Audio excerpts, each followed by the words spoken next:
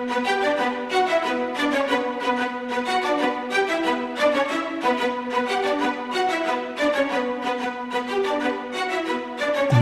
Network presents Football Time.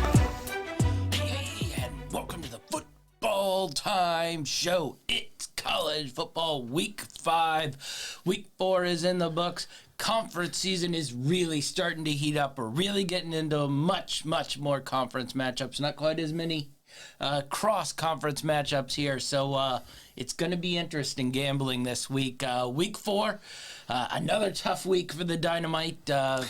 Could not find his rhythm. The parlays are crushing him. I don't think he's hit a parlay all year long. He might not have hit a teaser all year long either. So even on the adjusted spreads, they're getting to him a little bit. But another $1,500 down for Dynamite. He's down to $16,583 on the season.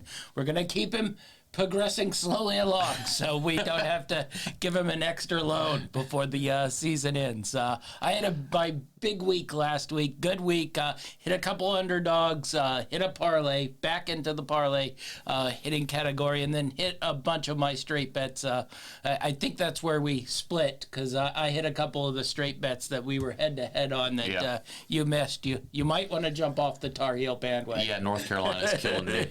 I haven't done the numbers yet of how much North Carolina has cost you, but probably like $2,000 out of the 9 that I've lost. I think it's a solid chunk out of there, and maybe Western Michigan, though they got that Ball State win, but I think they might have cost you a little bit this season as well. Nonetheless, week 5. What are you looking at here in week 5?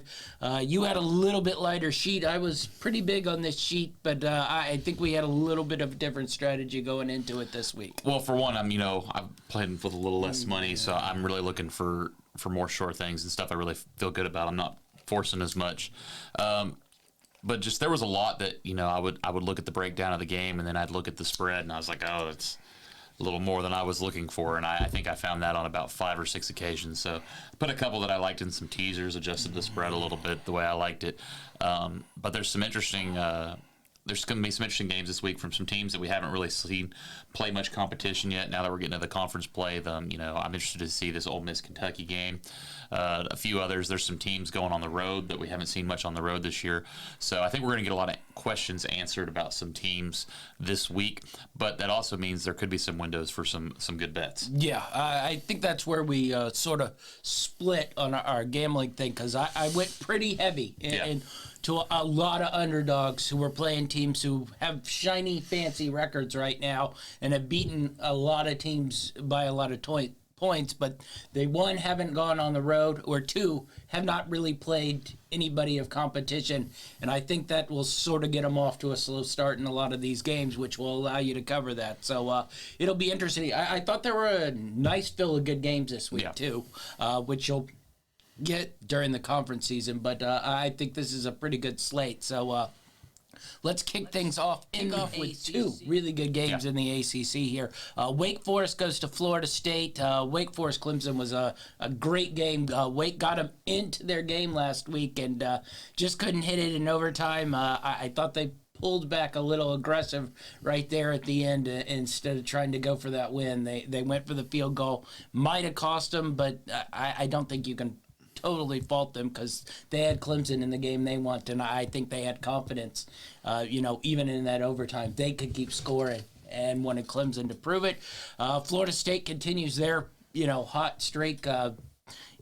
Really this is probably, I think, the best we've seen Florida State in quite a while now. They got that win at LSU, however they got it. They probably didn't totally earn it, but they pretty much dominated everybody else on their schedule so far. So Wake goes to Florida State. And I think we were both a little stunned. One, this thing where it opened, and then as people continue to pour money onto Florida State. So what do you make of this matchup? Wake Forest, Florida State, and it's up to 7 now. I think the biggest question that really is going to tell the tale of this whole game is, can Florida State slow down this Wake Forest offense? I watched him against Clemson, and he's just dropping throws in. Clemson, yeah, they've got that good defensive front, but when he was getting passes off, he was dropping in some long bombs. And I think Florida State, their defense can be a little skewed. I think they had a sloppy LSU team that they played week 1, and that they had an easy game. And then their defense looked so-so against Louisville, but not game-changing. So I think, with Wake being able to move the ball a little bit against Clemson, that gives me a little hope that they're going to be able to hang with this Florida State team. But really should be a good game, and I think this is the battle for we've got the other big game in the ACC this week. So I think we're really going to find out the 1 through 4 pecking order in the ACC in these two games. Yeah, I've watched Florida State. We got them in that Louisville game, but Louisville moved the ball on them really, really well. And I think, I think we both watched that game and felt a little lucky that Florida State got that cover. They got the cover, you cheered on, but you sort of, if you were doing a boxing analogy and probably doing 10-9 rounds, I think we might have had it slightly for Louisville. Now, Florida State was using a backup quarterback in that game, so don't forget that. Yes, but they were still throwing to the 6'7" kid who seemed to spring open. So, yeah, it was a good win, but you look at that and how Louisville was getting open, and then you go back and look at the LSU game where they really moved the ball on them. They just screwed up down at the goal line numerous times, and it sort of cost them points there. And I think if those two games, which were sort of toss-ups where anybody could win, it goes from 4-0 and 2, blowout wins over BC and a subdivision team, and it's a 2-2 season all of a sudden, and we probably aren't as shiny on Florida State, and my guess is we aren't getting 7 either. So, yes, you got those 2 wins, but it's sort of there. And I look at Wake Forest. We talked about last week in that Clemson matchup. I just didn't think the quarterback was quite as sharp as I'd seen him the year before. And then in that Clemson game, he looked just on fire. He was drilling throws, on target, on time. That was the Wake that we'd seen. Now, that was also the Wake defense that we continue to see that couldn't stop anybody. But I'm wondering if Florida State can hang with this. So I think their advantage down in Doak might be there. We'll see what kind of... fans are probably believing, so... Yes. We'll see what kind of weather did that... I've looked. It looks like it's going to be okay in Tallahassee. They're more north and more towards the Gulf upper side of things, so it might not affect it, but there might be some rain. I just thought 7 was a little much. We'll see what Florida State, if they can score with them, because I think Wake will be able to put points on them for sure. So let's move to the other big game, NC State versus Clemson. I'm going to say I thought Clemson's offense, that's the best I'd probably seen them in, 3 years now. Yeah. They were hitting big plays. It looked easy, which it hadn't looked easy versus Clemson in a long, long time on the offensive side of things. Maybe a little bit of nervousness that this defense that was probably supposed to be one of the top 3 or 4 defenses in the league was getting shredded, but I think Wake Forest can sort of shred anybody. It's one of those things where NC State, they've beaten a lot of poor teams. They got that win opening week versus East Carolina by their chin, but judging by what East Carolina did last week, losing to Navy as they did, you wonder how good that East Carolina win really is. But what do you make of this matchup? NC State got this win last year. Can they go into Clemson and win this one? Yeah, I really don't think so. I actually have to keep reminding myself that NC State is still an undefeated team because they don't have that feel of an undefeated team at this point. They really struggled in that opener. Almost assumed they lost that one, but they managed to get the win. But might have. Missed extra points, missed chip shot field goals. But I was actually kind of impressed with Clemson because they were able to win a shootout last week, and I think that says a lot about this Clemson team. DJ was able to finally get the ball moving. He's actually one of the most successful passers in college football on deep balls, which is a huge help. This team needed something on offense. The defense is there. The NFL talent's there on defense.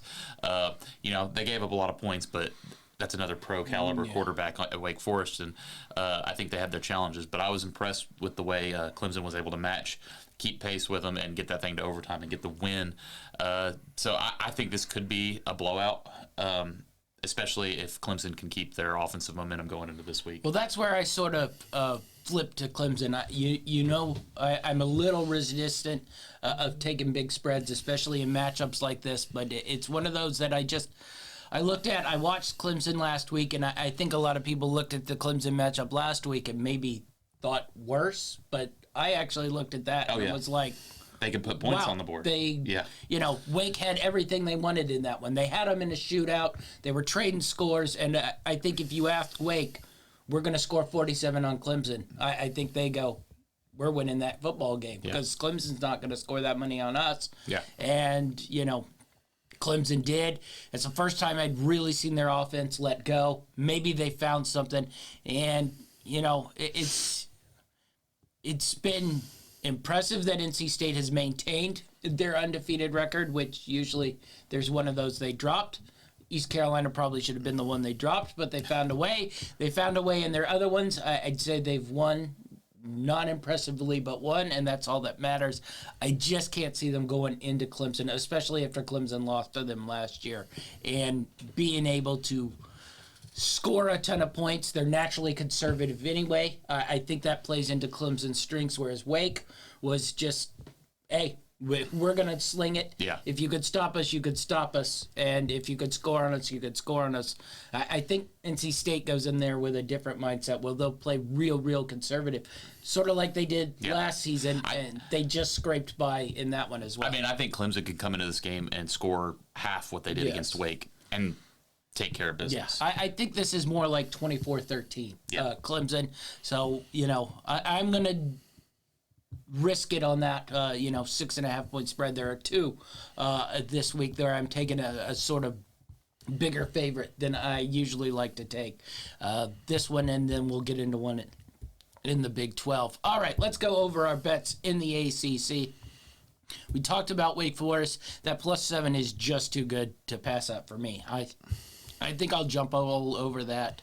We'll see if Florida State can, score on them and then hold them off scoring, which I'm not totally believing in that Florida State defense just quite yet, and we'll see if they can win a shootout with Wake. So I got the +7 on that one. I got 500 on that. I got the over in that game at 65.5. Now, that one might be pulled back on Saturday if all of a sudden monsoons are, hovering over, Tallahassee, and we're getting a monstrous downpour. I still would trust Wake, but I'm not going to trust over, because if I'm getting 7 and it's a monsoon and nobody's going to be doing anything, I feel confident, but I'm not as confident in the over if we're getting a monsoon down there. Clemson -6.5 as well, and then I'm going to put some on the Wake Forest money line at +215. I think that's pretty good value there. Would like it a little slightly higher, but I think over 2-1. A Wake Forest team who's been better than Florida State for the last 6 or 7 years here, and has proven to beat them. They've gone into Doak and won games. They've had Florida State come into Winston-Salem and win games. So I think Wake is plenty confident here. It's not one of those things where they're going into Doak and are going to be nervous. So I like the 215 on Wake as well. What do you got in the ACC?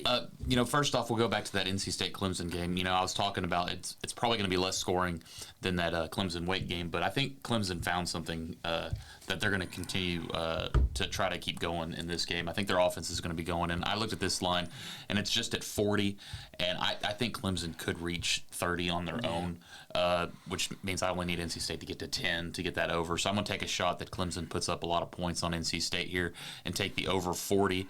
And then one game we didn't talk about. I'm going to pick Duke. It didn't quite make the Now, rundown sheet. I thought about putting it in there, but then I was like, yeah. I've watched this Duke team. They play pretty good offense. They kept up with Kansas pretty well, but were about a touchdown to 2 touchdowns behind that whole game. But managed to make it a slightly over a 1-score game there at the end, and my benefit, your detriment there. But I like Duke minus the 2.5, staying under that field goal at home. I just think this is a bad Virginia team, and Duke's kind of got some momentum and fan support, so they may be able to get back on track here. And then finally, I'm taking the 7 with Wake too. I think I've got them in a parlay later for the money line upset, but I like the spread as one of my straight picks here. Yeah, I think if Virginia had pulled off that win versus Syracuse last week, we might have been able to bump it into the ACC rundown. But, Virginia losses to Illinois and Syracuse and let's just say grindy win over ODU and Richmond. I'm not quite putting them in there. Duke's played well all season long. You mentioned it. I was a little more leery when they're favored. It just makes me pull back a little bit. This Virginia team, I think it's just one of those things where we don't quite know what we're getting. Sometimes they look really good. Sometimes they look really, really bad. And, Duke, they played well in that Kansas game. The previous games they had played pretty well. So, yes, but then once it gets into conference, I get a little more jittery. So I just I might have thrown Virginia in a parlay, or maybe I put them in a money line parlay. I don't totally remember. I was leaning a little Virginia just based on the Duke being favored in our conference game. So nonetheless, let's nothing really in the ACC matchup-wise this week other than the one I bet on, which is kind of a good matchup. Now, granted, I won money on the Tulane, let down. That was Duke Cummings. It was just one of those spots where Southern Miss had sort of played well all season long, hadn't gotten a result. Tulane was coming off that big win at Kansas State, but if you sort of go back and just watch that game or really break down the stats, Kansas State was doing numerous things to find a way to lose that game than Tulane going out and seeking it out. But they go to Houston, and granted, I think I've taken against Houston pretty much every week, but I'm on Houston this week. I think Tulane going on the road into Houston, I don't want to say semi-impressed, but they were able to stay together in that Rice game when everything was sort of going against them and Rice was sitting right there for that upset. Yeah. They probably could have broken apart right there and just packed it in. They didn't seem to do that. They're now just sort of here to cruise in conference season. 2.5 versus Tulane. If you gave me this spread, 3 weeks ago, I think, Houston's probably a 6-point favorite, 7-point favorite, maybe even, up to 8, 9-point favorite. Yeah. So I thought there was value there in Houston at home. Tulane going on the road once again. So I liked Houston minus 2.5. Nothing for you out of the AAC. I didn't have anything in this conference this week. All right, let's move on to the Big 12 and handful of good matchups here. Oklahoma goes to TCU, and we sort of got the reverse here from Oklahoma, where they have not been able to beat Kansas State for quite a while, and it held true. 3 out of 4 years, I think. But they have been able to take care of TCU recently. Yep. This is one of those matchups where TCU has not really played elite competition. Now, they are at home here, so it's a little bit different than them going on the road. They did go on the road to Colorado. I don't... that situation is very, very bad. But Oklahoma, tough game versus Kansas State. I didn't think looked great, but it's just a style they can't handle. Just that power eye quarterback running right at them. They can't control the ball. Their offense can't get going, and they don't seem to be able to stop it along their line. So. Well, and it's been that, like you said, every time they've played in the last 4 years, it's not the particular quarterback, it's not the players, not the coach. It's just that system for whatever reason they can't stop it. So they go to TCU here. I was back and forth on taking TCU because I thought the spread was beneficial towards TCU getting 6.5 at home. I didn't end up putting it on my straight bets just because I can't get a feel on TCU yet. Good win versus SMU, who's played well but gotten two tough losses in a row. But what is TCU? Because I do think if they get into that shootout with Oklahoma, I don't know if they can hang with them. So what was your feeling on this game? Well, that's what I kind of saw in that SMU game. TCU kind of jumped out to a lead, but they really didn't play great defense, and SMU was able to put a significant amount of points on them and keep it within reachable distance. And I just think this Oklahoma offense is going to be a little bit too powerful. And I don't think Oklahoma's going to lose 2 in a row, albeit they are going on the road this week. I just think a more normal pro-style offense is something they're more used to, and I think and offensively they're going to be able to put points on the board. That's just sort of where it was. I think I might have thrown TCU in like an underdog parlay, maybe into just a regular parlay.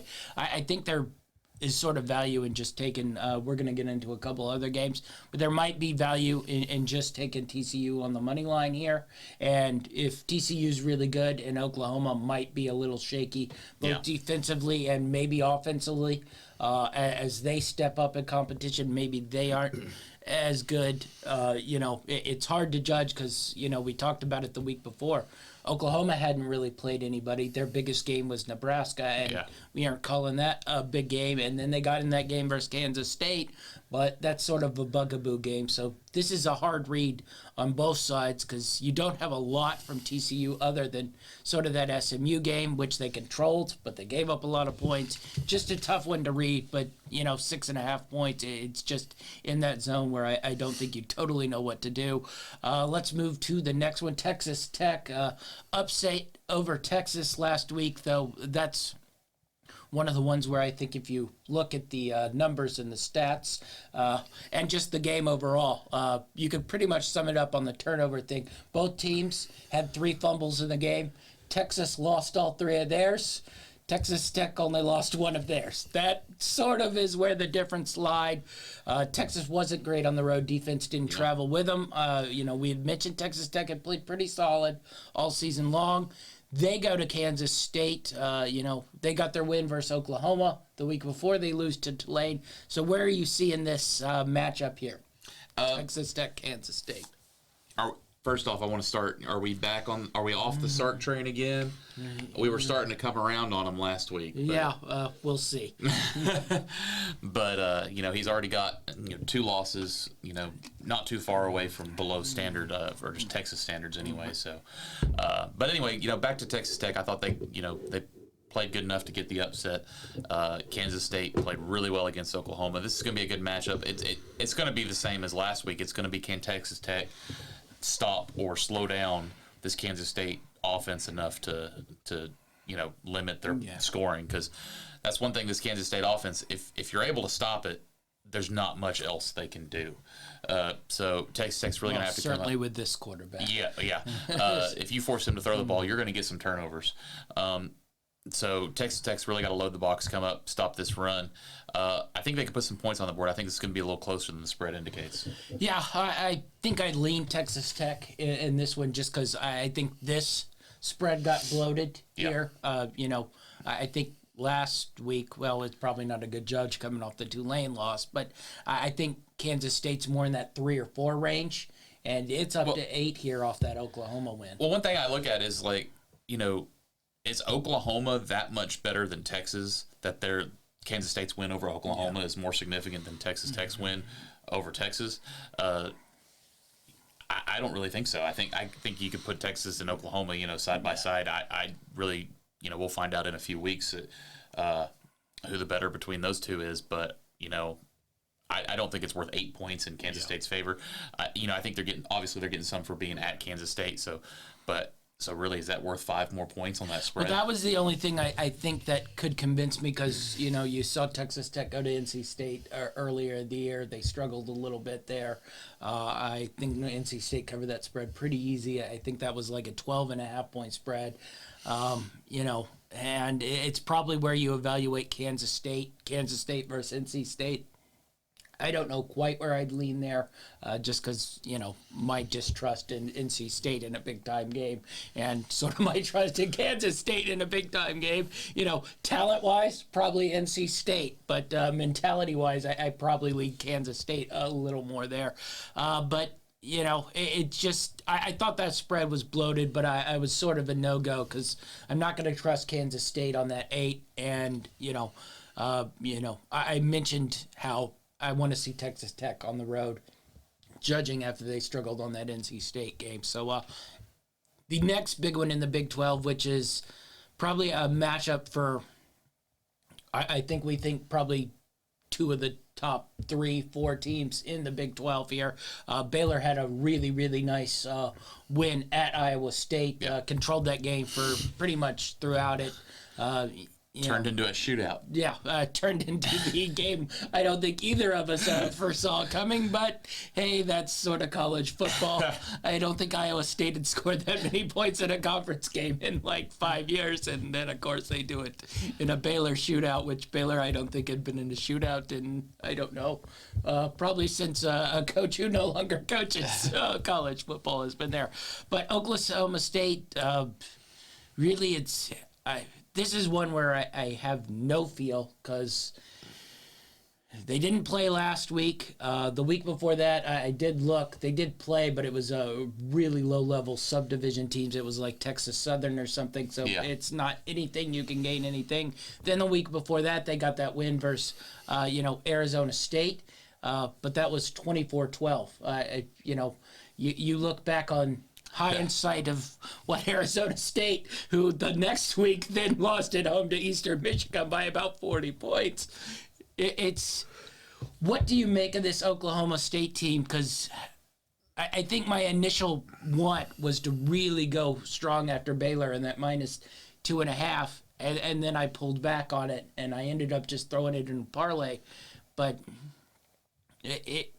it just seems like Baylor's the better team here, judging from what we've seen. Even in that opening week game where Oklahoma State, I think they played Central Michigan, and that thing turned into some wild, crazy shootout there. So what do you make of Oklahoma State? Yeah, we had the under on that shootout week 1. We were both big on that. That was done in the first quarter. So. knee-jerk, I want to take Baylor here. They've been tested this year. They've been through the battles. But I stayed away just because I have no idea what Oklahoma State's going to come out as. Because I did it at the time when Arizona State came in there and, Oklahoma State controlled that game. You're thinking pretty decent win. Yeah. And then it's like, well, was it a pretty decent win? Yeah. I mean, Oklahoma State's very capable of winning this game, I think, or they're also capable of getting blown out to Baylor. I think that's one of the reasons why I'm just going to stay far away from this one because I really don't know what Oklahoma State's going to be. I mean, heck, it's even when you've seen Oklahoma State in years past, you never really know what you're going to get from Gundy's teams at Oklahoma State. He's got years where he plays lockdown defense. He's got years where he scores 60 points a game. I think that's happened this season. Sometimes he does. Sometimes he does it in the same season. So it's really hard to bet on Oklahoma State games.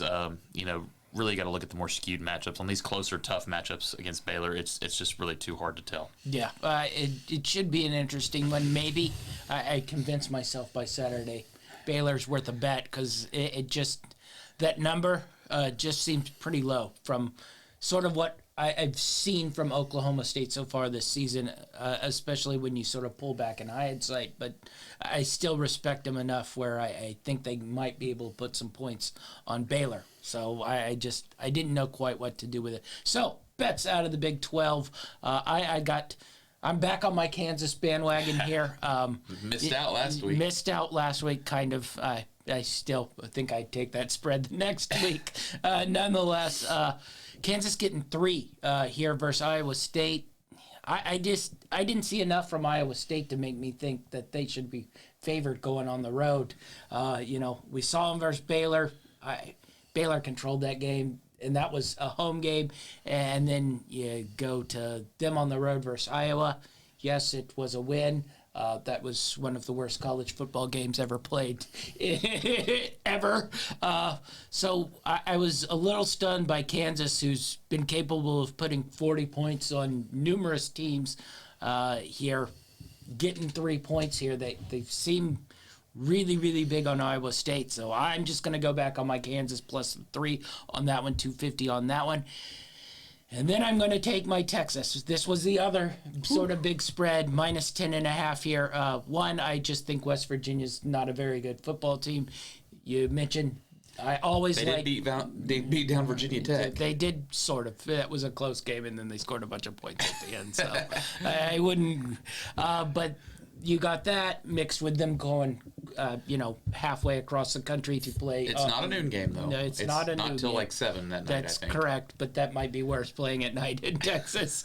So I like that, and I mentioned if you watched that Texas game, they were sort of better than Texas Tech. It was one of those where they probably shouldn't have lost. Now, that might be Steve Sarkisian's mantra. So, games we lost where we shouldn't have lost and played better than the other team. But I think they put it on West Virginia here. I think, back at home, West Virginia struggled to stop the run here. Texas will be able to control it, clean up those turnovers. I think they dominate and pull away for this game. So I got Texas minus the 10.5, 500 on that one. What do you got out of it? I looked at your Kansas pick, and I really wanted to take Kansas again this week just because, I hopped on board that train last week, and it was one of the few bets that was good to me. But I look at this Iowa State defense, and, while they struggled against Baylor last week, historically they're a pretty solid defense, and I think they're going to be able to give Kansas some problems that they have yet to face this season. So I look for Iowa State to keep this close and maybe even get the outright win. But I don't have a play on that one. Well, let me ask you something lastly about the Kansas game. Okay. If Kansas wins this game, like outright, do you start throwing them into Big 12 contender status? I mean, you have to because Iowa State was right there with Baylor, and, Baylor's going to be right up there. I mean, I think the road is long for Kansas, and they've really yet to start on it. They haven't gotten into the TCU, Oklahoma. They got big upsets. Baylor and Oklahoma State line. And some of those were outside the conference. They've got to carry. Would you make them favorites in Conference USA? This may be one of the last of the games that they're actually. Well, I guess they're not favored. They're getting 3 at home. But I mean, you may get some really good value on Kansas. You may get good value. I don't know if they'd put Texas or Oklahoma as double-digit favorites over Kansas at this point. Definitely not if they're going to Kansas, especially Texas, who lost to them last year. But Kansas has got to be running low on home games now. I think they're playing 2 in a row now. Yes. And they've yet to play the big dogs. Yeah, I think they're about to hit the part of their schedule, so this might be the last one for a while. But I mean, you could lose the rest of the games, and this has already been a success for Kansas, and probably already got the coach promoted. Yeah, well, to a better school up until the point till the coach leaves. For every week, there's a new school who's firing the coach. Georgia Tech emptied that thing last week. So, nonetheless, I think this might be a short run for Kansas here, but. Soak it up while it can. Moving on to my picks in the Big 12, I've just got 2. I like Oklahoma minus 6.5. I really like this under that 7-point favorite. I think their offense is going to be able to do enough to come out and take care of TCU, even though they're going on the road here. And then I've got another road team, Texas Tech at Kansas State. I like the spread here. Yeah. I thought about putting the money line in a parlay. I don't know if they're going to be able to pull off this win, but I think they're going to be able to keep it close enough to stay within that 8. Yeah, so I like the spread. I think you'll get a good read on Texas Tech, whether they're just sort of a spunky little home team or a team capable of playing good football on the road here. All right, let's move to the Big Ten here. Michigan sort of passed their first test versus Maryland. Barely. Kind of. It was not a magnificent win, but it was a win nonetheless. And judging from not having played anybody, they managed to get the win with the backup quarterback. Iowa scored 20-plus points 2 games in a row. It's almost like they're turning into an offensive juggernaut.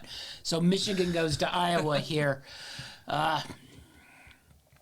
I was a little torn here because I think Michigan's quarterback's going to be out again. It's basically a total different type game than what they just played versus Maryland. How do you see this one playing out? Are you? I'm leaning towards Iowa. I did not. I believe I put maybe spread wise in their parlay here.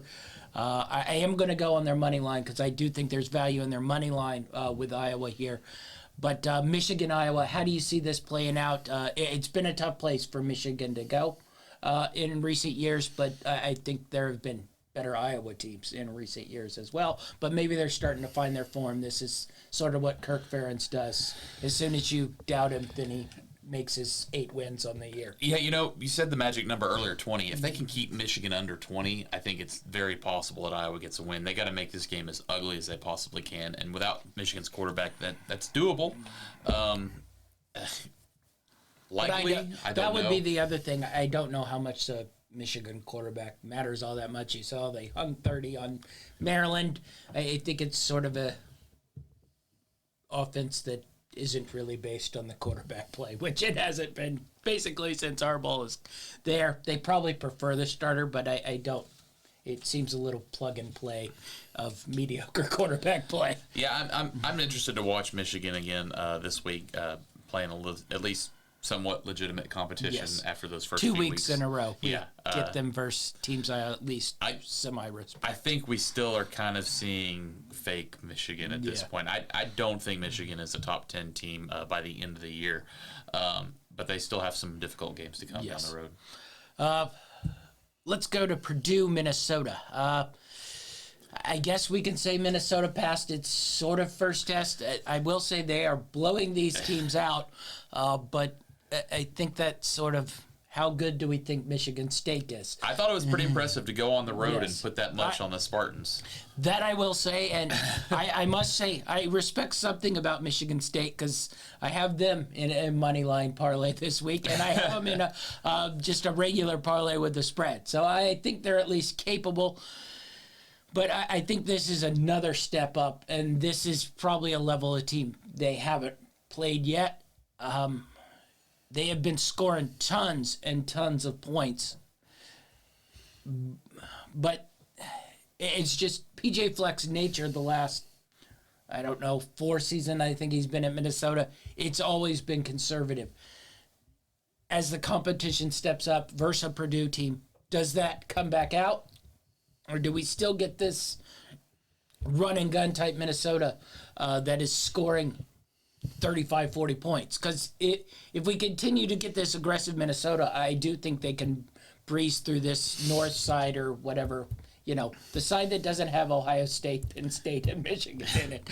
But if they go back to that sort of conservative style play, I think Purdue is a type of team that'll trip them up and can beat them because they can get to 24 to 27 points if Minnesota sort of pulls back and goes conservative here.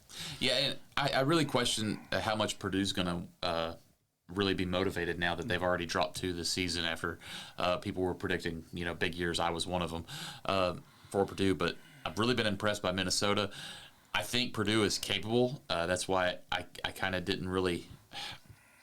I don't know. I think Purdue's capable of competing with Minnesota, and I think they're also capable of not showing up. Yeah. And Minnesota just continuing to blow teams out like they did Michigan State last week. So I'm kind of staying away. I just really want to watch this game and see what I see out of both these teams and find out. I think Minnesota really impressed me last week against Michigan State, and if we get a shootout, I think that gives a little bit of an advantage to Purdue, in my opinion. Yeah, I'm not quite ready to say Minnesota has a huge advantage on the road either or at home, mind you, yet. The weather's not quite in that territory where you don't want to be there.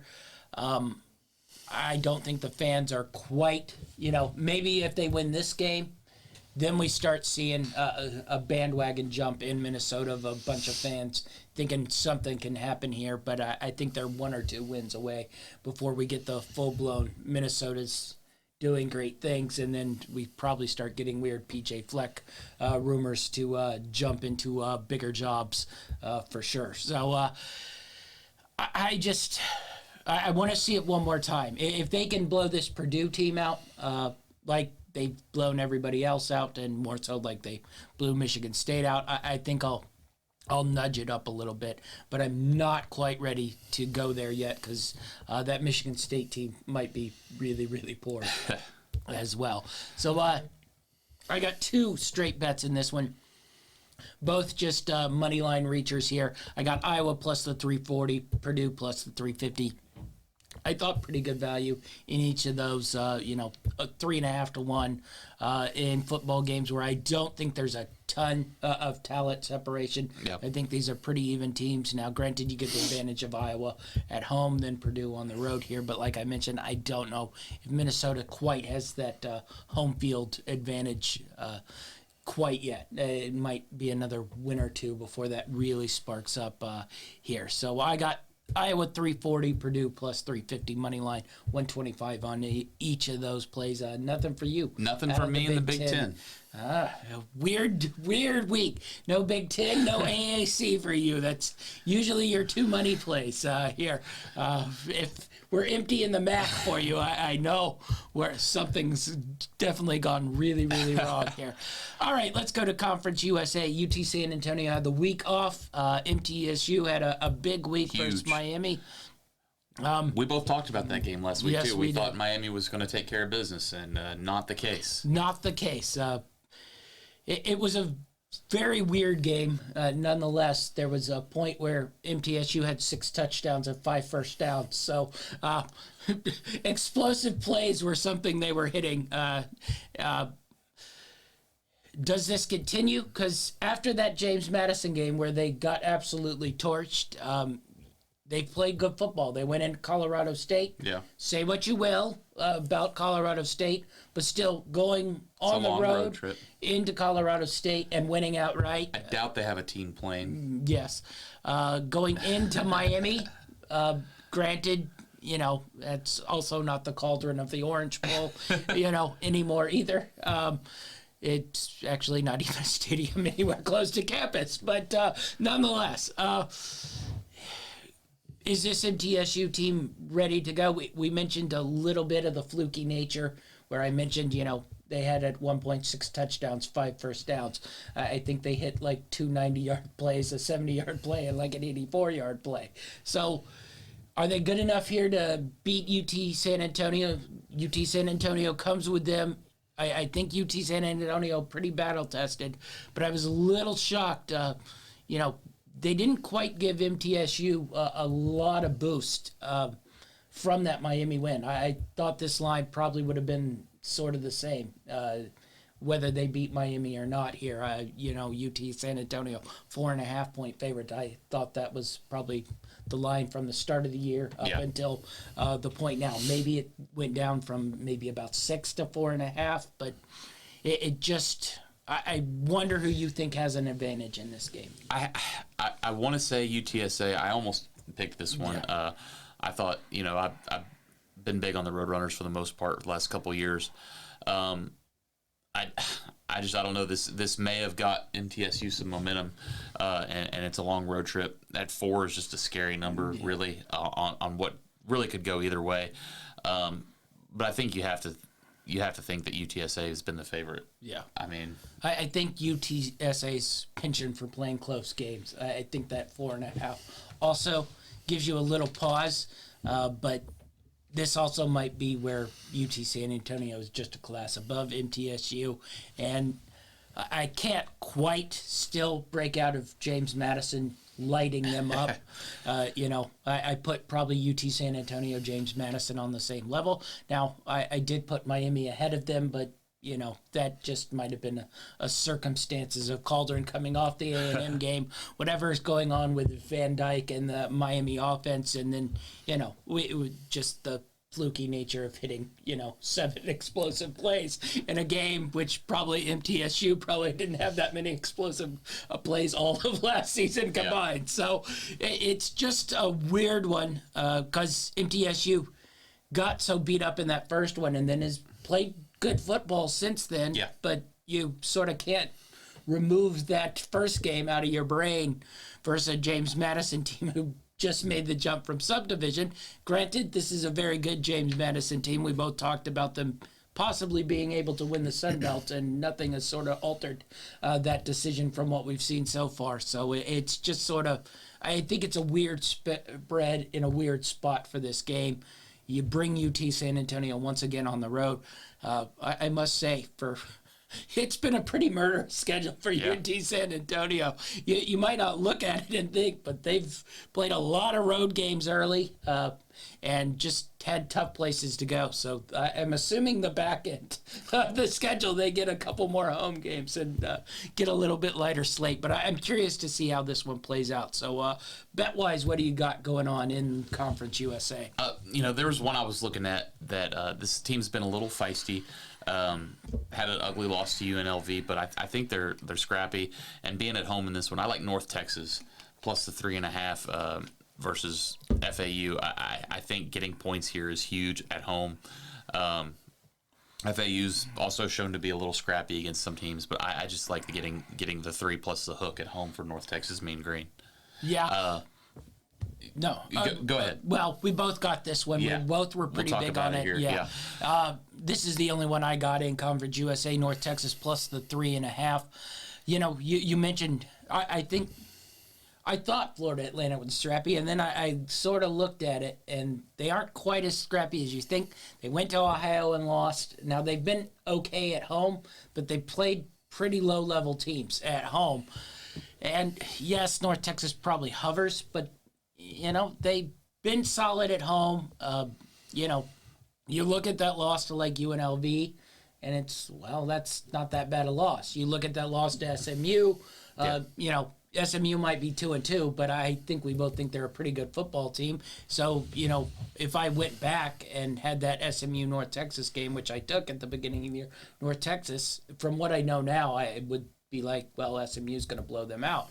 So I think this is more the level where North Texas can dominate them here. Getting 3.5 at home, I think is really, really strange. Yeah. Because Florida Atlantic traditionally has not been able to play well on the road, and this is not an easy road trip here going into northern Texas. So I was stunned that there was 3.5. I think it just sort of, it's one of those lines where I think they missed because they probably looked at some North Texas results and haven't quite adjusted that North Texas is just sort of lost to, better teams. And the teams they've beaten are more teams like this Florida Atlantic team. So I'm all on this 3.5. I think this is one of the ones you'll look back at the end of the season and go, yeah, we probably should have put the house on this one. So plus 3.5 for North Texas for me, 500. What's your other conference? I've got one more in Conference USA, and it's a team we haven't really talked a whole lot about this year, and it's Western Kentucky, -5 versus Troy. Western Kentucky's proven that they can put up some points, albeit against inferior opponents. If they'd gotten that Indiana win, I think we would have. Yeah, but I really do like this Western Kentucky team. I think scheming, they do a really good job. And while Troy did play App State down to the Hail Mary, I think it's starting to show to everyone that App State's, a little overrated. And they don't play defense. Troy doesn't play that great a defense. I think this could be a high-scoring game, but I think Western Kentucky is going to be able to win this by more than a touchdown. So I really like this -5, staying under that 7-point spread there.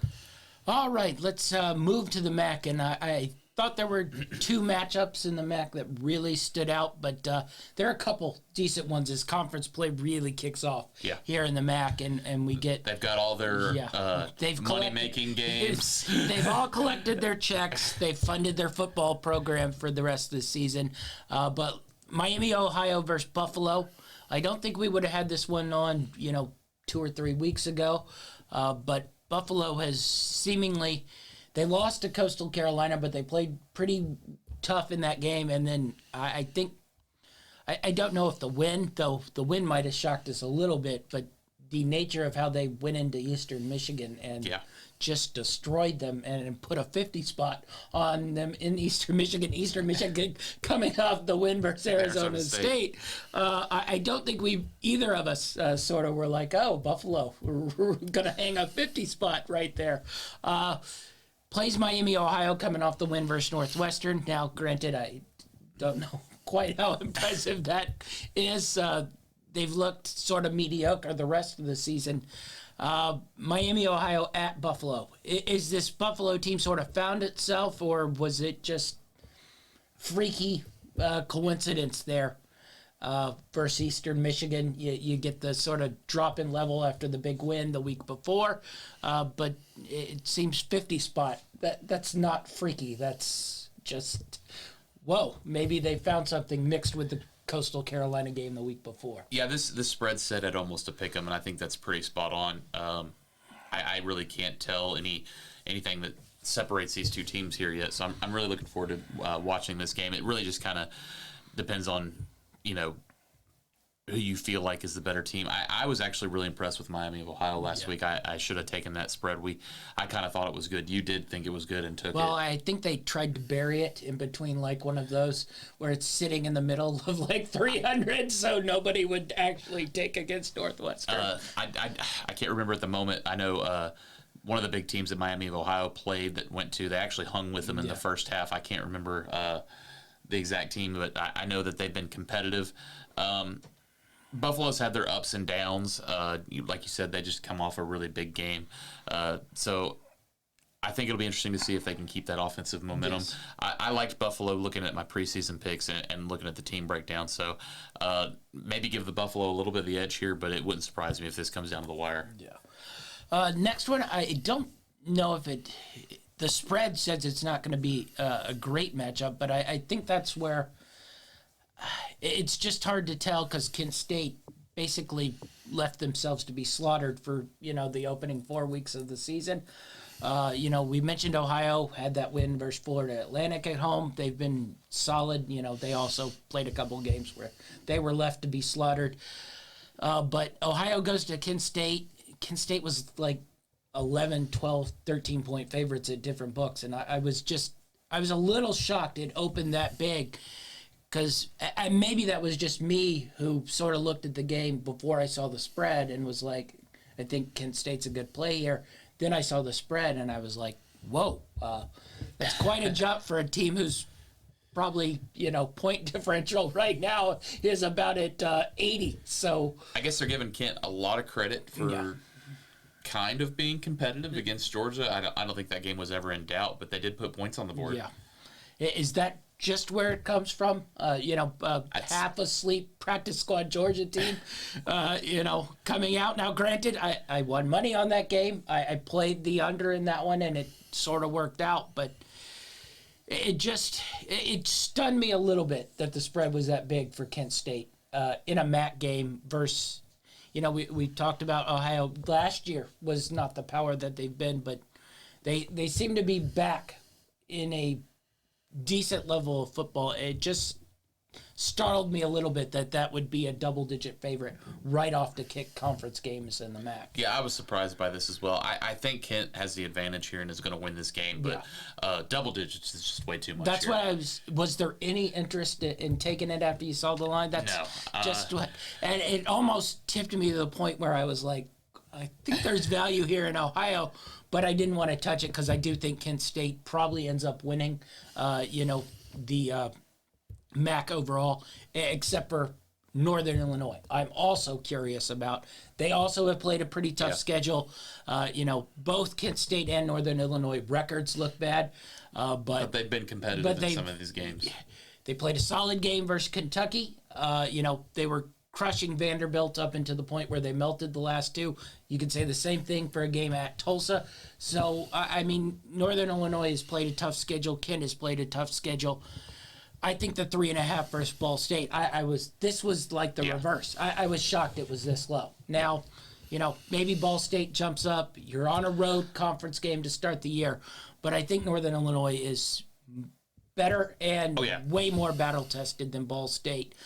So I thought real advantage here minus the 3.5 because I think this could be a double digit if you looked at it like towards the end of the year. Northern Illinois would probably be a double digit. You're getting a little value here because Northern Illinois looks down, but I don't know if they look down after you pull back and have them in the MAC all year long, and they're going to end up with their 8 wins and probably atop their side of the division. So I love that 3.5 Ball State. I got 500 on that. This is one of my favorite plays. I've got 2 units on it as well. I'm a little less than 500 on my units now. I think I'm at the 360 mark, but I like this play a lot. You look at these teams. I think Ball State is arguably one of the worst teams in the MAC, and Northern. The Akron Bowling Green matchup this week might have something to argue. I wouldn't put Ball State far away from those teams, honestly. Yes. But Northern Illinois, I think, is going to be up there competing with Kent State for one of the top dog spots. So this is the one I could have seen at 11 and actually probably would have been more believable than the Kent State minus 11. So I think this one, just the 3.5 is huge. I really, really like this play. I think it's going to be a big time win. Yeah. Western Michigan trying to throw their hat in that ring as well. They did beat Ball State, though, so you got to give them that. The other one I got is the Buffalo minus 1.5. I'm just going to take the shot here that Buffalo has sort of found themselves. This is more if Buffalo has found themselves, you're getting value in that 1.5 line, because in 2 weeks, if Buffalo's still throwing 50 spots on people, it's probably not going to be 1.5. So I thought there was value here, judging from what we saw from Buffalo the week before versus Coastal Carolina, where they played them really tight and tough and then just whooped Eastern Michigan. I think that was the bigger thing. Buffalo went to Eastern Michigan and hung that spot on them, and Buffalo's back at home here, Miami, Ohio, off the, I guess, quote unquote, big win over Northwestern. But nonetheless, I like that Buffalo minus 1.5. I'm just going to see if they can continue it rolling, or maybe they're still that terrible team that lost to a subdivision team at the start of the year. College football, you never quite know. All right, let's go to the Mountain West. One matchup here, San Diego State, Boise State. Boise State with the bad loss versus UTEP, and offensive coordinator goes, quarterback leaves 3 seconds after the offensive coordinator goes, mostly because he knows he's going to be benched. Shout out for him. Real man's man there after sinking Boise State's season and playing like hot garbage for 4 straight games. He's a little stunned. He's been benched. I have watched pretty much every one of Boise State games.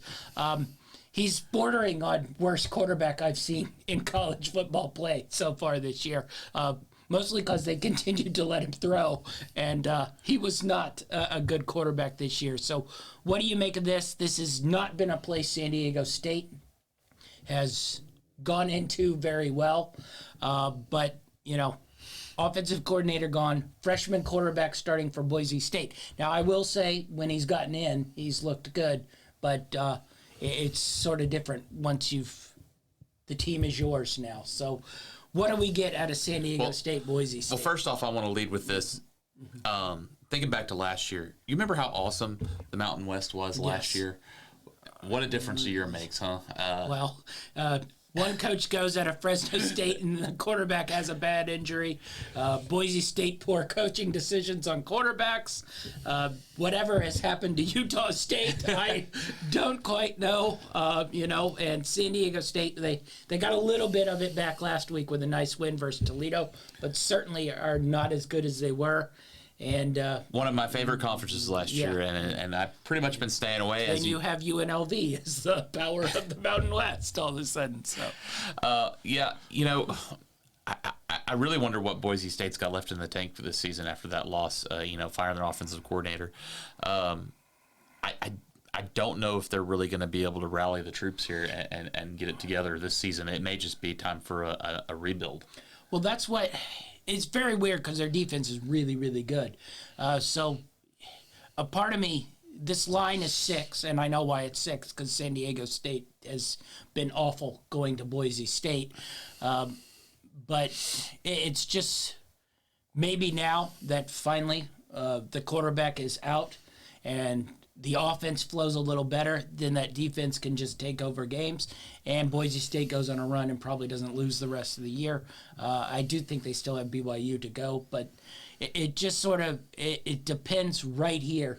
This is sort of the turning point. Either it totally flips, or it's probably going to be maybe the worst season in Boise State since, I don't know, 20 years ago, It 30 years ago. Even when they were in the subdivision, they were winning championships like 10 years in a row, like North Dakota State. So it might be like the early 1980s, the last time where they win like 6-7 games. But, this will be the turning point here. Because I think if the defense gets support from the offense, then they can fly. And, like you said, there's nobody in the Mountain West right now seizing control. As much as we both like this UNLV run, I don't think we really think they're going to seize control of the Mountain West. I like UNLV against the spread. So I think this Except for maybe this week.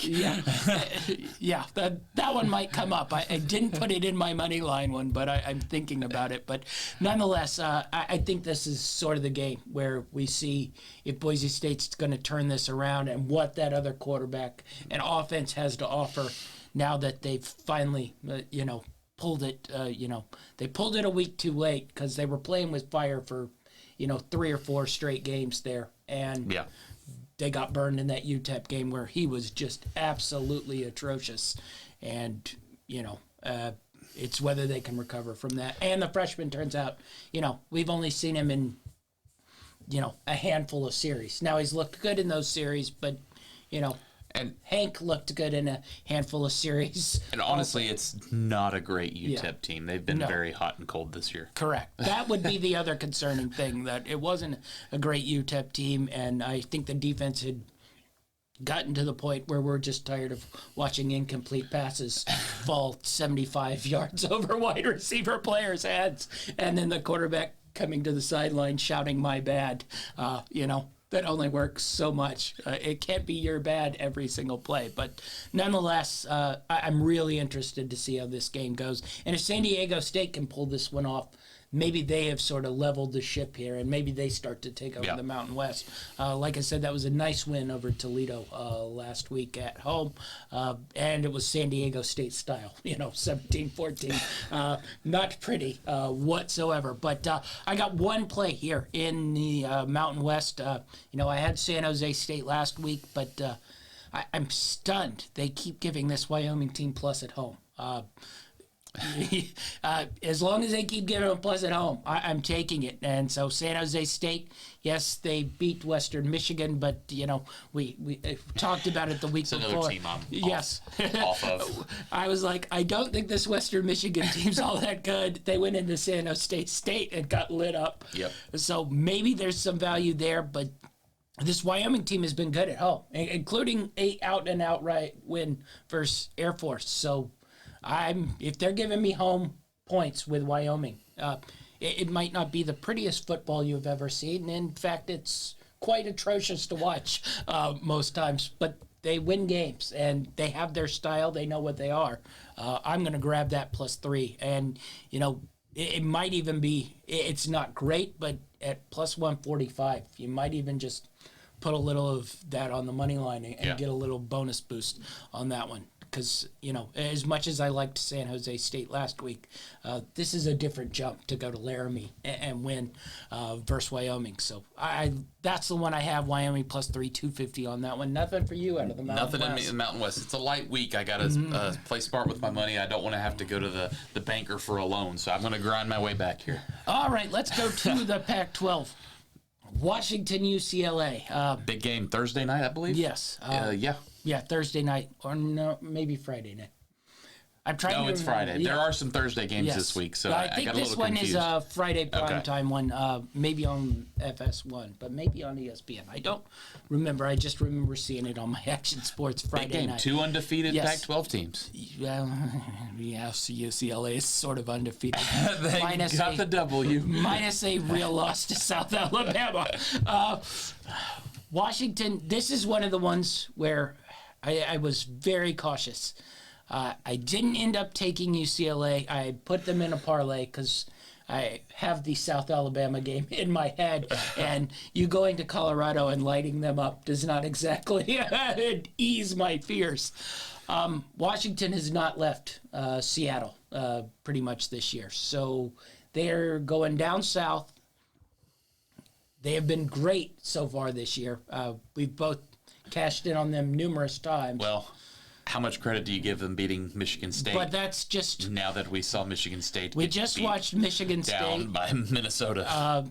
They beat I'd say a pretty pedestrian Stanford team last week. And then the other two games are, gimmies. They go down south. UCLA, on the other hand, has not looked great. There is talent there. So how did you come to Washington here in this one? Yeah, I like Washington in this one. I think they're the real deal outside of just the home team. The home team players that like they normally are, and I think what better place to do it than to go down and beat Chip Kelly and the LA team, where there will probably be more Washington fans there than UCLA fans, because the UCLA fans just don't care about football. Don't think there'll just be any fans there. Might be a good little vacation for some Washington fans to go down to LA. I don't know. Seattle's pretty nice. I don't know if I need to go to, especially Pasadena. You said it. That South Alabama game. But South Alabama might really be good.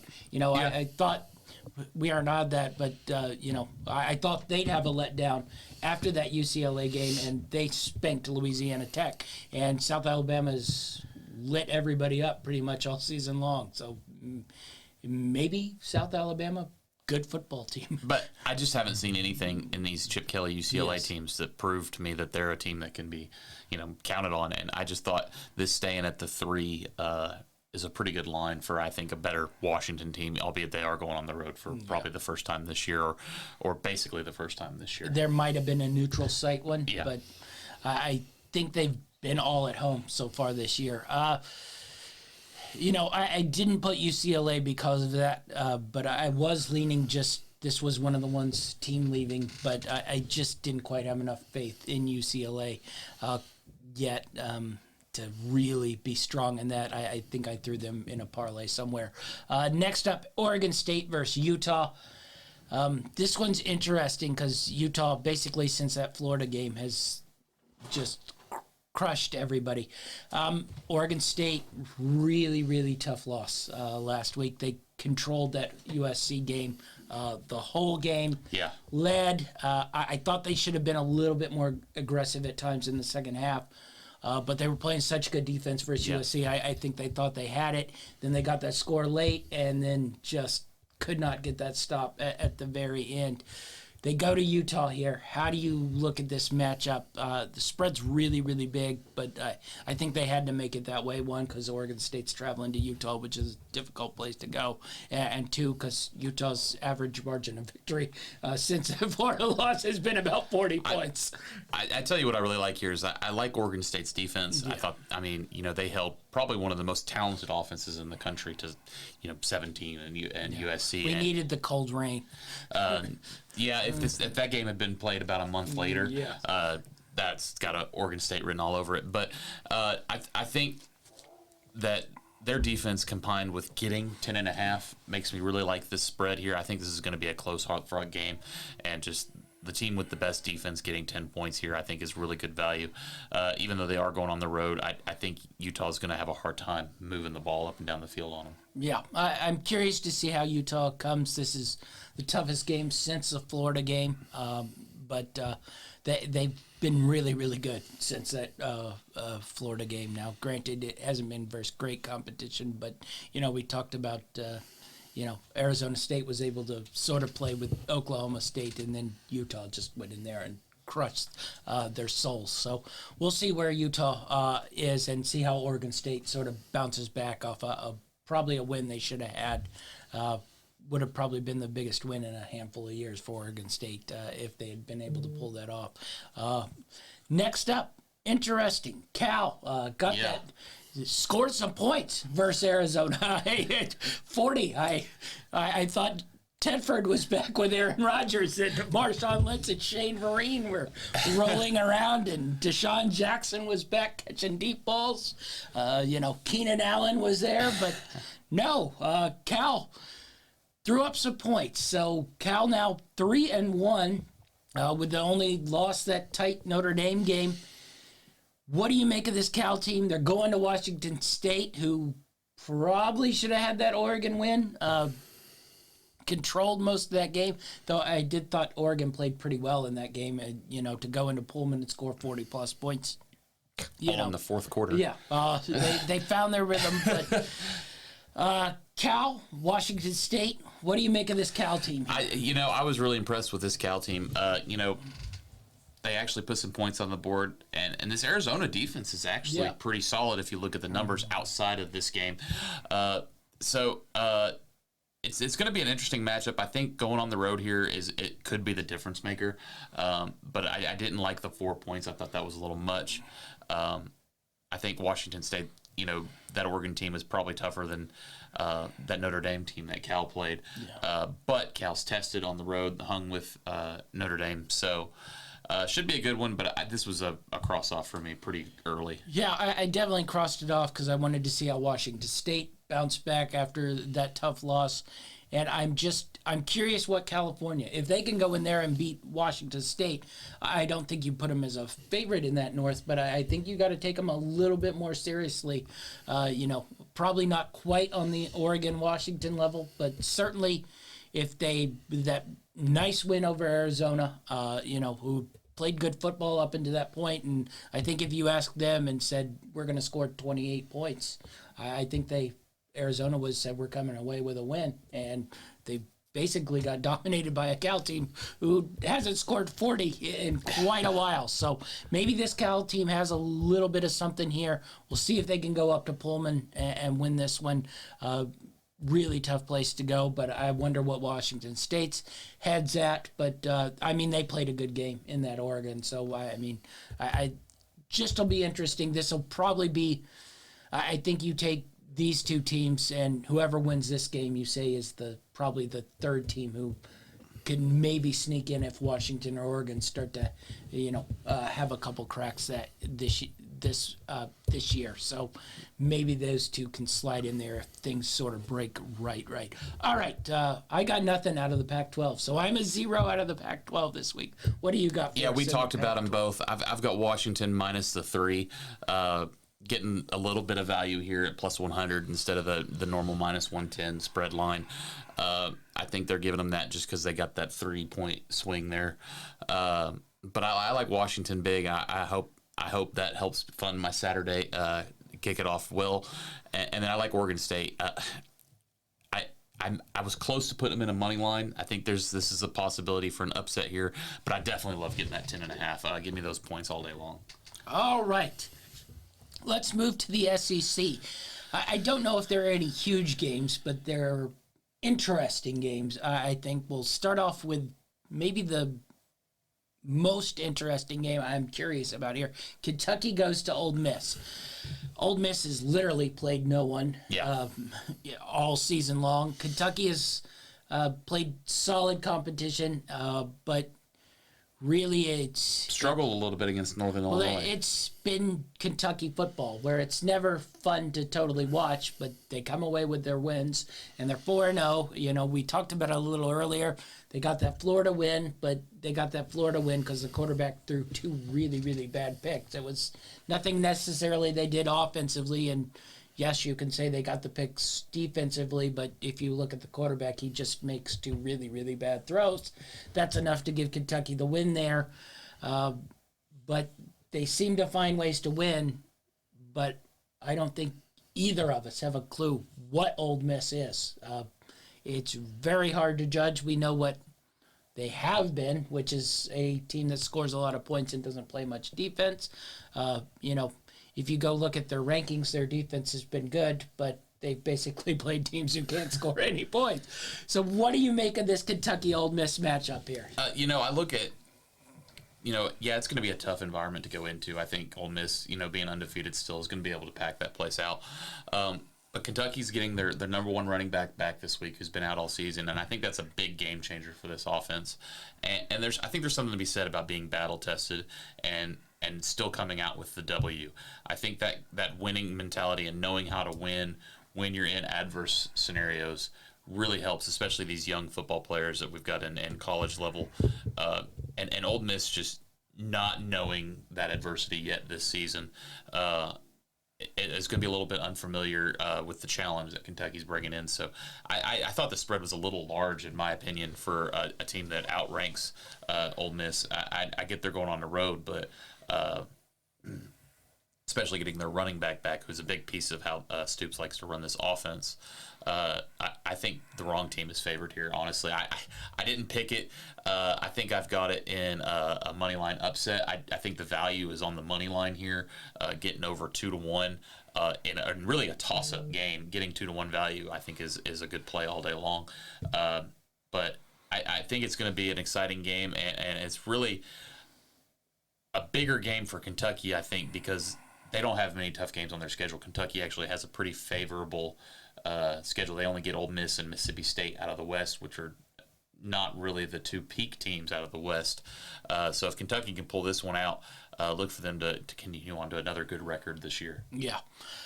Will be interesting. I'm like you. I didn't end up taking the spread. I'm going to go on the money line here on Kentucky, but it should be interesting. At least we'll get a gauge a little bit of what Ole Miss is. I mean, and the thing is about Ole Miss is they could come out and not even compete with Kentucky here, or they could come out and put 40 on them. Yeah. It really is a hard call to make. We know what Kentucky is. We have no idea what Ole Miss is. I think that's the weird thing, because you know what Kentucky is. They win games versus teams they should, and they sort of don't really pull a lot of upsets. They get beat versus the teams that are better than them. But it's just, is Ole Miss a team that's better than them, or is Ole Miss sort of a crappy team that might not win another game now that they have all conference games pretty much left? So it's just one of those things that you can't really tell. Alabama goes to Arkansas here. Arkansas, tough loss versus A&M. They seem to make the mistakes that cost them that game. I thought, Boy, Vegas knew this was coming. Yeah, I thought they were the better team in that one, but it sort of just went A&M's way. Alabama, the spread's 17.5. I must say, if Alabama sort of hits its stride, I think they'll score a lot of points on this Arkansas team. I still think they're pretty soft defensively. I think the question is, how much do you think this Arkansas team can maybe put on Alabama and hang with them for how long? Well, I saw Texas move the ball in Alabama. Yeah. I think this Arkansas team plays offense better than that Texas team. I think this could be a high-scoring affair. I thought A&M's defense definitely better than Alabama's, I think, but their offense is nowhere on the level of Alabama. So I think Alabama's got more than enough to win here. That spread going into Arkansas could be a little tough. Those fans are going to be crazy. It'll be a sellout crowd, I think, even after the loss last week. Pittman's really building something there in Arkansas. He's got them believing. I wanted to take Bama minus the 17.5. I just thought that number was a little too large for going on the road. I would have liked it somewhere around 13.5, get under that 2-touchdown line, but it won't even sniff that. I'm just really interested to see how Arkansas responds after coming to that loss. It's a good thing they're home, but I think they should be able to move the ball a little bit more against Alabama than A&M. Alabama's proven, their defensive backs didn't impress me much in any of their games this year, but they're just outscoring everybody. Yeah.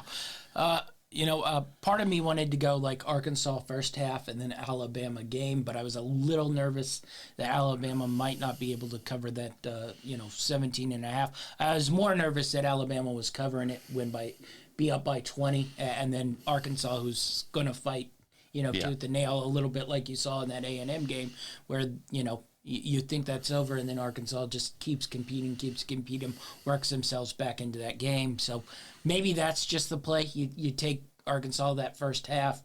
They're playing off emotion in that, home stadium, and Alabama sort of starts slow, which we've seen the last, couple seasons where they usually struggle in that first half and then start to pull away towards the end. Maybe that's a little bit of a play there. You're getting decent value there. I think it was maybe like 9.5 points on the first half value for Arkansas. So maybe that's a way you lean in that one. But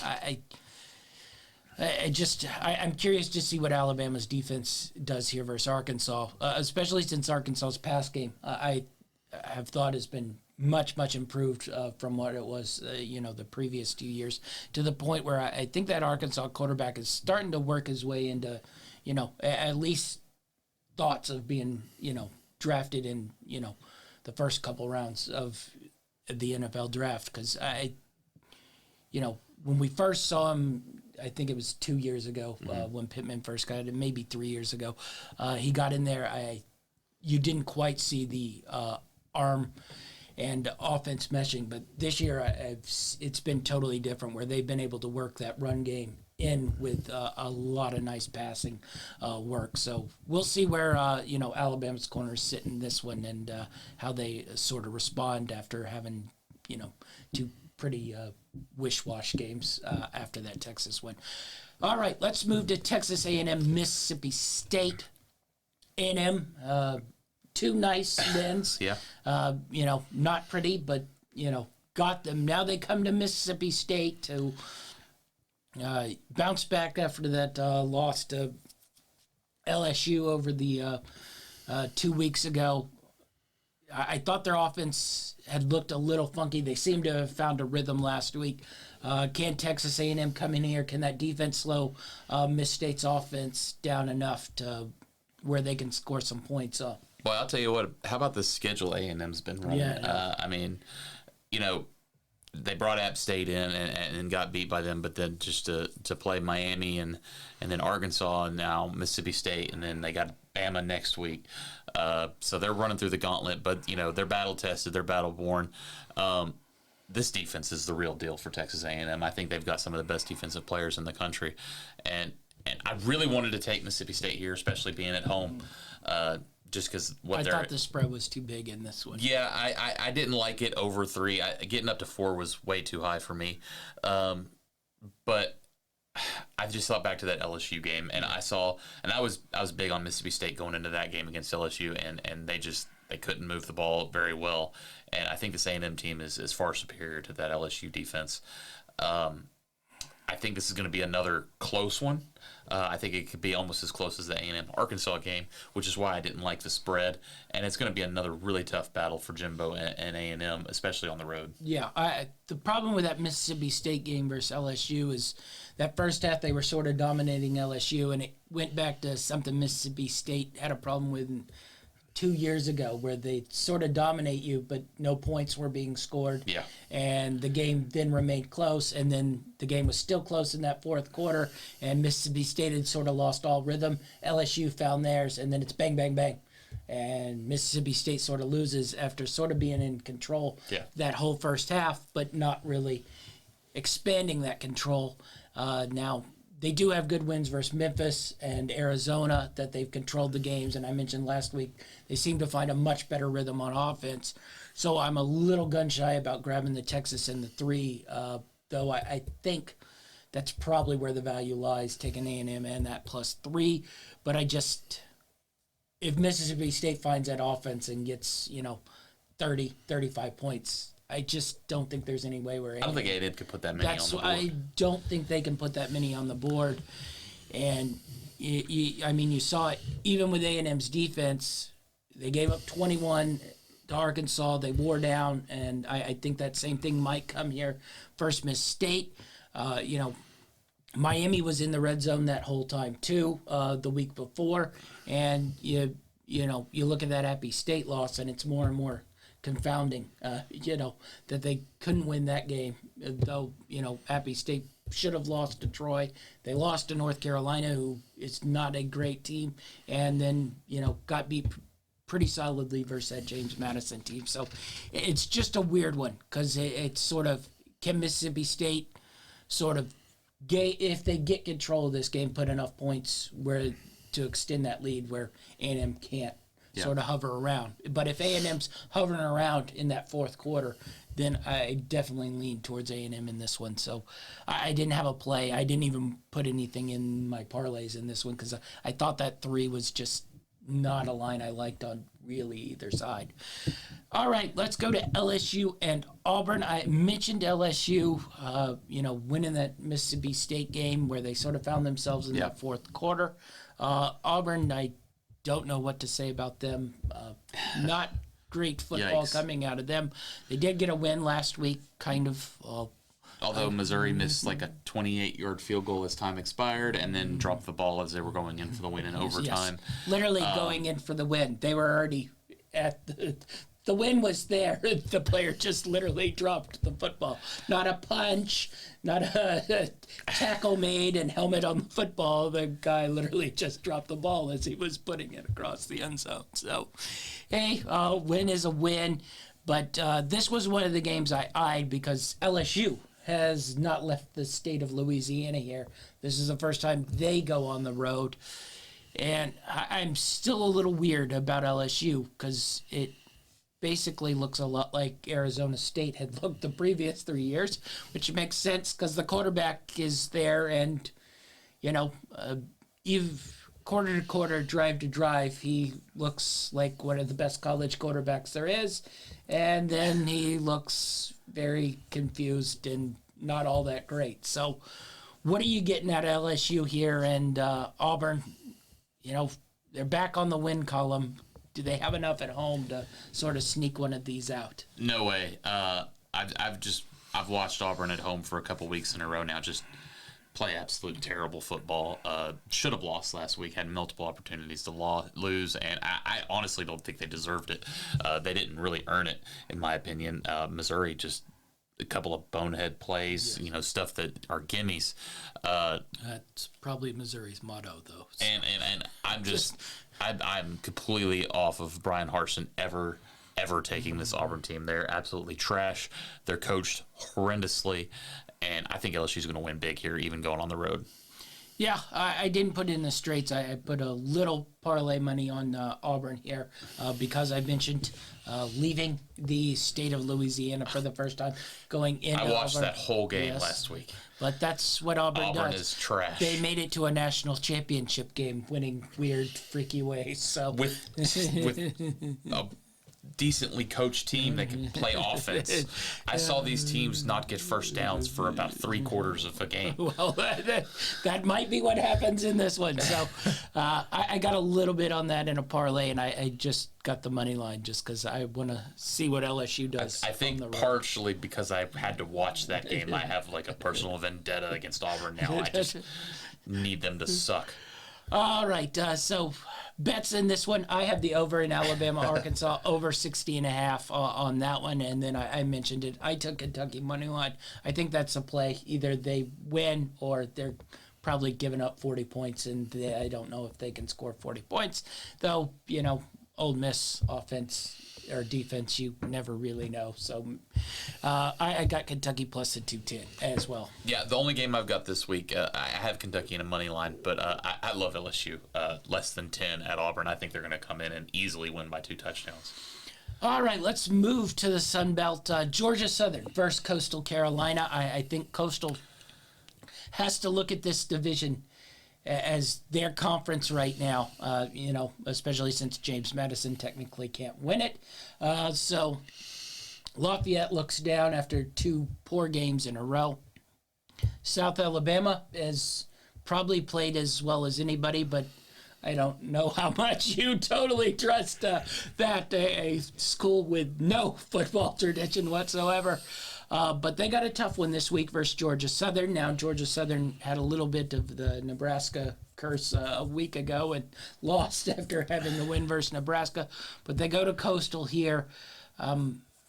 I think Georgia Southern has to look at this, too, as they become players in this with, at least they've seen that Appy State can be beat. Yeah. And has flaws. So Georgia Southern, Coastal Carolina, good Sun Belt matchup here to start out. How do you see this one playing? Yeah, I wanted to go and no brainer take Coastal Carolina here, just like I did last week against Georgia State. But I've watched that Coastal defense, and you warned me about it. Yeah. Now they did cover the spread for me, but their defense is always lets you sort of sneak back in. Yeah, but I think this Georgia Southern offense is more capable than Georgia State. I think they're going to be able to keep this close. I think in one of my teasers, I teased Coastal Carolina down and got that spread a little smaller, but I think 10 is just way too much. Yeah, I think that's what gave me pause, and really, I didn't end up putting it in there. because it's I think they get the win. yeah, that I think they do, especially at home. But I was a little concerned about backdoor covers, and I don't totally know what Georgia Southern is. They got that win versus Nebraska, and they got a, couple other easy wins, but they have that bad loss after Nebraska. So I don't quite know what they are, and it was more. I don't trust Coastal Carolina at 10.5, especially getting backdoored there, because basically their offense has to, it's a little wakish where they have to be perfect on every series and score every series, because their defense is definitely giving it back up. It's mostly like a Coastal Carolina team that we were used to before the magical season a couple years ago, Where they had a defense. where the offense is always going to score points, but the defense basically gives up exactly what the offense does on the other side. So I'm curious to see how this one goes, and sort of see where Georgia Southern's level's at, and if Coastal can sort of continue to pull away, because they did end up covering that Georgia State, but it's one of those where if you aren't watching the game, the bottom line pops up and you're 24-0, and then it's 24-17, and you're like, well, how the hell did that happen? So that one's interesting. Next up, we've hinted at them a lot, but South Alabama, nice win off the UCLA game, which was a loss, and a tough one at that, because it's still confusing how that went down. But South Alabama goes to Lafayette, who's now lost to Rice and lost to Law Monroe. This is interesting, because I'm a little bit on Lafayette here, because they're getting 9 points in Lafayette. I don't know the last time that's happened in the Sun Belt, certainly in a matchup in the Sun Belt. Certainly a matchup against South Alabama. Yeah, a matchup against South Alabama. We'd probably have to go back to the 90s when Lafayette was really, really bad. And, well, I don't even think South Alabama was a football program. They might not have. So this is a little weird to me, but I respect South Alabama, but I've now gone against them like 3 or 4 weeks in a row, and they keep proving me wrong. And maybe the odds makers have their feel, and I don't have a feel, though I know South Alabama's good. I think I said in that UCLA game, I was like, South Alabama's played good football, but they're going from, into the Midwest, out West. I don't think they'll play well. They played well. Then I had them last week where I was like, they've had 2 tough road games in a row. The weird UCLA game, they're coming back home. Louisiana Tech, solid team. They might not be able to fend it off. They fended it off and crushed Louisiana Tech. Now we get one where they're going into Lafayette. Lafayette loses to Rice on the road, and then, the Law Monroe game. But that Law Monroe Lafayette game is a big rivalry game. I think you sort of throw it out, and I think Monroe's better than people think. That's the other thing. I don't think they can compete for the top spot in the Sun Belt, but I think they'll definitely be in that middle pack. Certainly from what I saw with Arkansas State, and I don't quite know what I am getting from Troy after the Appy State game. So I really think that 9 is just too much, but is South Alabama just going to run through this Sun Belt here? Because if they keep playing like they have, they're cruising to this side of the division. Yeah, I think it would be huge for them to cover this spread. I don't think that's why I think it's a pretty smart play. I didn't look at this one a whole lot. I just Lafayette's had their struggles. That's why I was kind of like I couldn't talk myself into it. But can you imagine South Alabama going on the road and covering a 9-point spread? It's just unheard of, which is why it makes me a little hesitant. Yeah, that's why I grabbed it. We'll get into the bets here. I got 2 money line plays. I got Monroe plus 235 versus Arkansas State. I won that Arkansas State on the cover. I didn't hit the underdog, but I watched a lot of that game, and Old Dominion didn't play well, but Arkansas State just kept finding ways not to win that game. And like I just said, I think Law Monroe's a little better than people think. Now, going into Arkansas State, difficult, but I I'm not sure there's a lot of gap here between Monroe and Arkansas State. So I thought 235. We're getting another game like it was versus Old Dominion, where it's basically whoever makes a couple plays late is winning this game. So I liked the 235 value. And then I'm just 265 Lafayette at home. I know they have not been good, but like I said, that Rice team is a little spunky going into Rice. It's a difficult place to play, and you saw it. Rice went into Houston and was very close to pulling that one off. Yeah. And then, yes, they lost to Monroe, but it's a rivalry game that I sort of throw out. So I want to see South Alabama now go into Lafayette, who's dominated this Sun Belt for 15 years here, and go in there and win this game. So I thought 265, pretty good value on the money line here, especially since Lafayette hasn't played well for 2 weeks in a row, and really 3 weeks in a row if you go back to that Eastern Michigan game where they didn't play well, for the whole first half, and then started to find their rhythm in that third quarter, and then weirdly scored 28 points in the fourth quarter. So it's been 3 weeks in a row where they haven't played great, but I want to see somebody do it. So I like the 265. What do you got here? I just got one play, and it's in the Army-Georgia State game. Technically, this is an independent, but there weren't any independent games to go over. Georgia State just... they've had a rough schedule this year. They're 0-4 to start the year. Army plays really good. I watched this Georgia State team, though. One thing that kind of gave me a play in this one is, Coastal Carolina ran a lot of, pitch option plays against this Georgia State team, and Georgia State had no answer for it.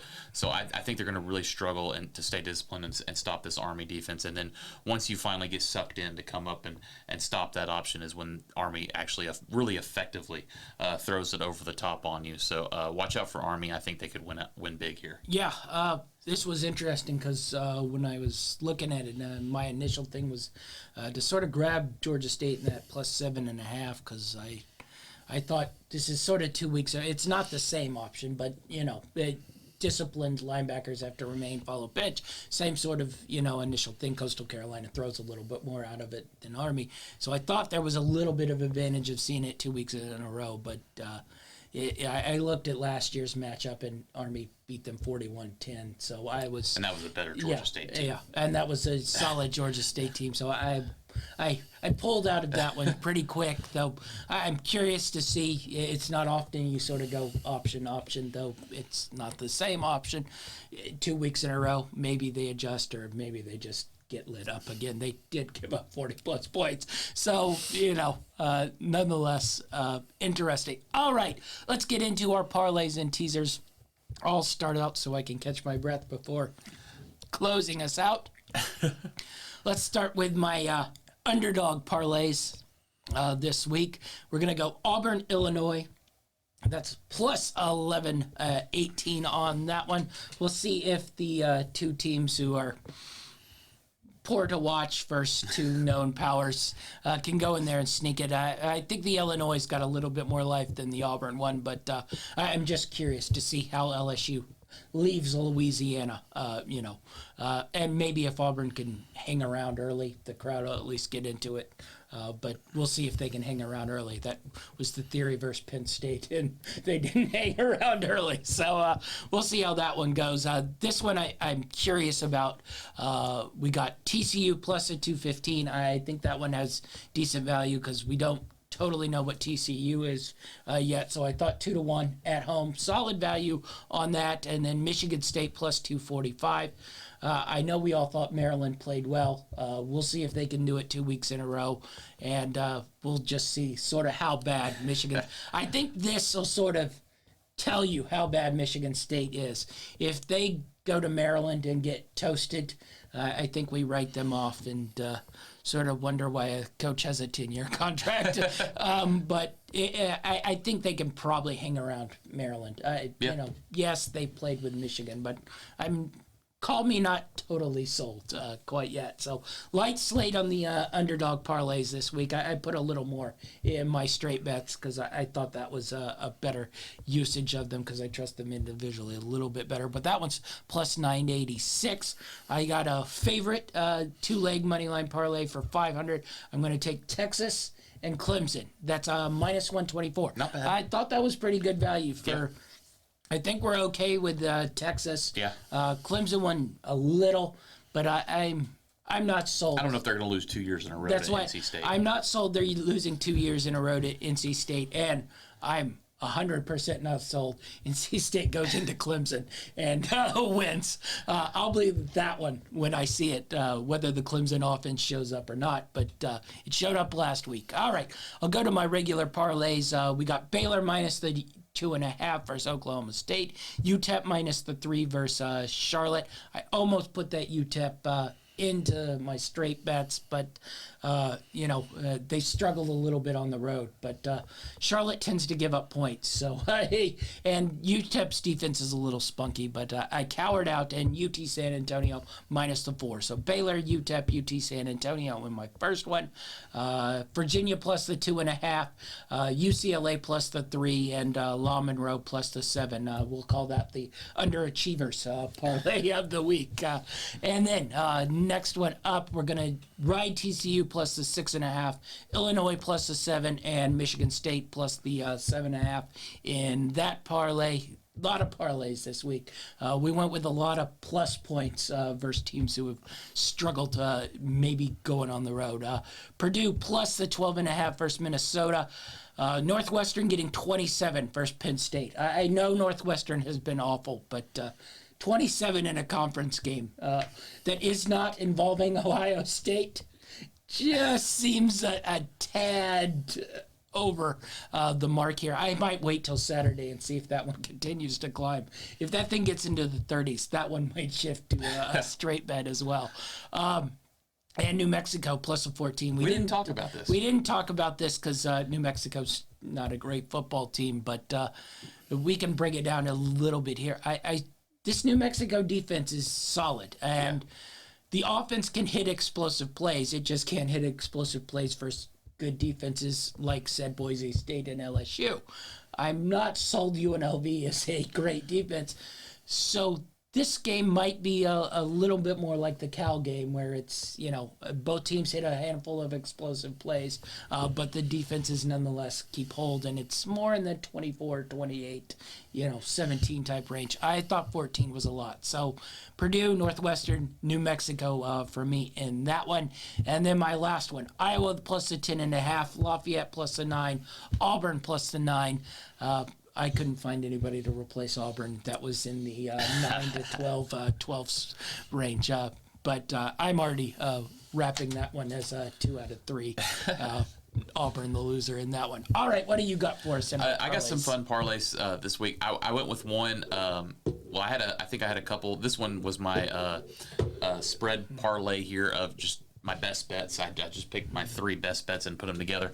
I really like Northern Illinois minus the 3.5, North Texas plus the 3.5, and Western Kentucky minus the 5. So all those the spreads almost 6-1 plus 596.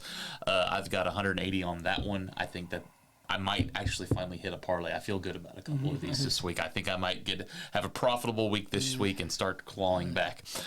Next up, I've got a 3-team plus 6-point teaser. This is some games that I thought the spreads were just a little too high.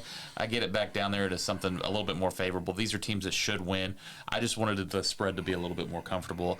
UNLV, we talked about it. I took it off that 14 down to, 8 here. I think it's a little bit more manageable. Arizona, I took it down. I think it was 17, I believe. So I took that down, and Oregon was 17 as well. So got those down to that 11-point range under the 2-touchdown margin. Next up, my upset parlay here. I really like this one. I think these are 2 teams that are very capable of winning these games in Kentucky and Wake Forest. I've got a half-unit play on that, but it's plus 794, 8-1 on 2 teams, and in games that I think are potential toss-ups. Those were the 2 I really money line ones I ended up taking straight instead of parlay in them. Yeah, so I may end up taking them straight as well, but I like this parlay together because I think that it's really good value on 2 teams that are possibly could both win. And then I've got another 14 plus 7 point teaser here. These are some more favorites that I just wanted to get it down on. I've got Michigan -3 instead of -10. This kind of gets them all under the magic number. Army gets it down to just a half point, just a win there. Coastal -7, that gets it down to -3, and LSU -7 gets it down to -2. So it gets 3 games under that 3-point swing, and 1 down to a pick 'em on all teams that I like to win. That gets you 2-to-1 value. I think that one's a good 1.5 a unit there. So I feel good about my parlays. I'm gonna get back on the wagon here, and if I can hit some of these parlays, it'll be a really good week. Yeah, well, all right. That's our show for week 5 of the college football season. Be sure to like and subscribe and get all our content. Achilles Rain will be joining us for NFL week. You'll want to get all that action. Be sure to follow us and keep up with all our picks. Exciting week of football. Good week of college football this week. Like, subscribe. That's our show, and we're out.